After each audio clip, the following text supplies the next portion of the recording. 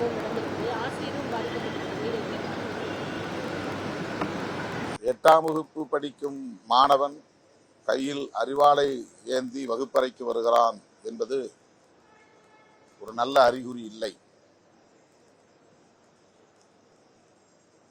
13 வயது சிறுவன் புத்தகம் வைக்க வேண்டிய பையிலே அறிவாளை வைக்கிறான்.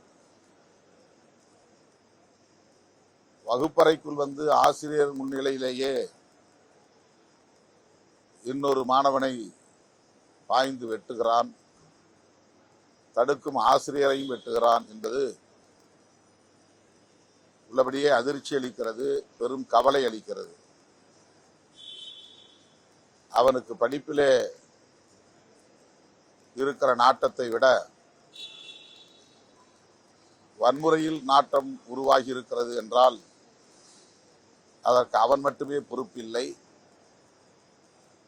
அவனை சூழ்ந்துள்ள சமூக கட்டமைப்பு பொறுப்பேற்க வேண்டியிருக்கிறது. அண்மை காலமாக தமிழ்நாட்டில் சாதி பெருமிதம் வெளிப்படையாக பேசப்படுகிறது. ஆண்ட சாதி என்றும் வீர பரம்பரை என்றும் பல்வேறு சாதியவாத அமைப்புகளால் பகிரங்கமாக பேசப்படுகிறது. அந்த உணர்வு தூண்டப்படுகிறது. பள்ளி மாணவர்களிடையே சாதியம் திட்டமிட்டு வளர்க்கப்படுகிறது. கைகளில் சாதி சார்ந்த அடையாளம் உள்ள கயிறுகளை கட்டி செல்வது, சைக்கிளில் சாதி அடையாளங்களை பொறிப்பது, பள்ளியின் பலகைகளில் சாதி சார்ந்த முழக்கங்களை எழுதுவது, இது போன்ற கலாச்சாரம் பரவுவதற்கு சாதியவாத மதவாத அமைப்புகளே மிக முக்கியமான காரணங்களாக இருக்கின்றன. அதனால்தான் நாங்குநேரி சின்னதுரை தாக்கப்பட்ட பிறகு தமிழ்நாடு அரசு நியமித்த நீதிபதி சந்துரு ஆணையம் பள்ளிகளில் நிலவும் இத்தகைய கலாச்சாரம் குறித்து தீவிரமான ஆய்வை மேற்கொண்டது. நீதிபதி சந்துரு அவர்கள் தமிழ்நாடு அரசுக்கு விரிவான பரிந்துரை அறிக்கை ஒன்றை சமர்ப்பித்திருக்கிறார்.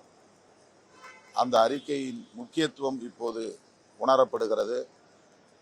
எனவே தமிழ்நாடு அரசு நீதிபதி சந்துரு அவர்களின் தலைமையிலான ஆணையத்தின் அறிக்கையை, இந்த பரிந்துரையை பரிசீலிக்க வேண்டும். அதனை நடைமுறைப்படுத்துவதற்கு ஆவண செய்ய வேண்டும் என்று வலியுறுத்துகிறேன். பள்ளி சிறுவர்களிடையே பரவுகிற சாதிய கலாச்சாரம், மத கலாச்சாரம், வன்முறை கலாச்சாரம் மிகவும் ஆபத்தானது என்பதை அரசு கவனத்திலே கொண்டு அது குறித்து தீவிரமாக சிந்திக்க வேண்டும். உரிய தடுப்பு நடவடிக்கைகளை மேற்கொள்ள வேண்டும் என்று வலியுறுத்துகிறேன்.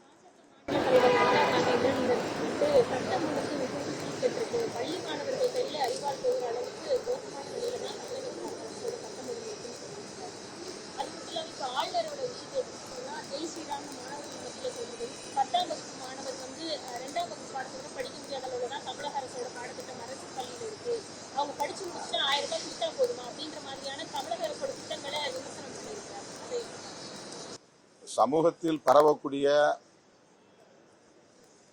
இந்த மோசமான கலாச்சாரம், அதற்கு பின்னணியில் இருக்கிற சாதிய மதவாத அமைப்புகள் ஆகியவற்றை பற்றி கவலைப்படாமல் யாவற்றுக்கும் அரசுதான் பொறுப்பு என்கிற வகையிலே இதை வெறும் சட்டம் ஒழுங்கு பிரச்சனையாக பார்ப்பது சரியான ஒரு அணுகுமுறையாக தெரியவில்லை. இது பொறுப்பானவர்களின் கருத்தாகவும் தெரியவில்லை. அரசுக்கும் பொறுப்பு இருக்கிறது என்று சுட்டிக்காட்டுவது அவசியமானதுதான். அரசுக்கு கூடுதலான பொறுப்பு இருக்கிறது என்பது உண்மைதான். தடுப்பு நடவடிக்கைகளில் ஈடுபட வேண்டிய பெரும் பொறுப்பு அரசுக்கு அவசியம் என்பதிலே யாருக்கு மாற்று கருத்தில்லை. ஆனால் ஒட்டுமொத்தமாக இதற்கு அரசு மட்டுமே பொறுப்பு என்பதை போன்ற ஒரு தோற்றத்தை உருவாக்குவது ஏற்புடையதல்ல. நாடு முழுவதும் சாதியவாதம், மதவாதம் வெளிப்படையாக பேசப்படுகிறது. சின்னஞ்சிறு பிஞ்சு உள்ளங்களில் இந்த நஞ்சு திட்டமிட்டு விதைக்கப்படுகிறது.